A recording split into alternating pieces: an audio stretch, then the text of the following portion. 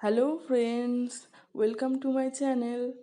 আজকে বন্ধুরা তোমাদের সাথে শেয়ার করব কিভাবে এই ময়লা চিরুনিগুলোকে তোমরা খুব তাড়াতাড়ি পরিষ্কার করে ফেলতে পারো কোনো রকম ঘষা মাজা ছাড়াই। তো দেখো, আগেকার দিনে কি হতো, আমাদের মা ঠাকমারা কী করতো, সুঁচ বা সেফটি পিন এগুলোকে ইউজ করে চিরুনি পরিষ্কার করতো, বা আমরা ব্রাশ দিয়েও পরিষ্কার করেছি। তবে সেক্ষেত্রে ব্রাশ দিয়ে বা এগুলো দিয়ে করলে কি হয়, কি সময় নষ্ট হয়, অনেকটাই টাইম ওয়েস্ট হয়, যার জন্য এই এতগুলো চিরুনি পরিষ্কার করতে কিন্তু অনেকটাই টাইম লেগে যায়।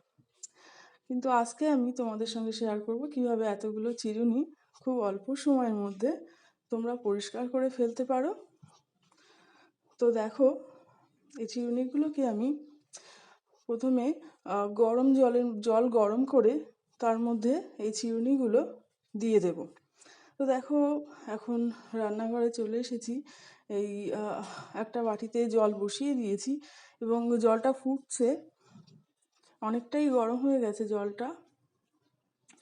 এই জলের মধ্যে এখন আমি কিছুটা সাবানের গুঁড়ো দিয়ে দিলাম। গ্যাসটা অফ করে দিলাম কারণ এটা অনেকটাই জলটা গরম হয়ে গেছে। আর একটু সাবানের গুঁড়ো দিয়ে দিলাম এতে। এরপরে এর মধ্যে কিছুটা বেকিং সোডাও দিয়ে দিলাম। ভালো করে মিশিয়ে নিলাম দুটো মিশ্রণকে ভালো করে, যাতে দানা দানা না থাকে।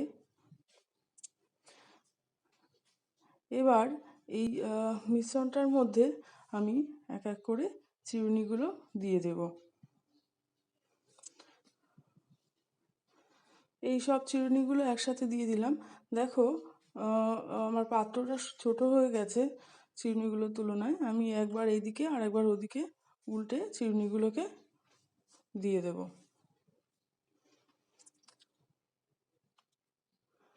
এই চামচ দিয়ে যখন জলটা তুলে এর ওপর দিচ্ছিলাম, মনে হচ্ছিল এই জলের ইয়েতেই ময়লাগুলো যেন সবটা চলে যাচ্ছে। তো চিরুনিগুলোকে এবার ওই মাথার দিকটা এদিকে করে দিলাম। চিরুনিগুলো এর মধ্যেই মনে হচ্ছে অনেকটা পরিষ্কার হয়ে গেছে। তাও আমি এইভাবে 2-3 মিনিট এইভাবে রেখে দেব।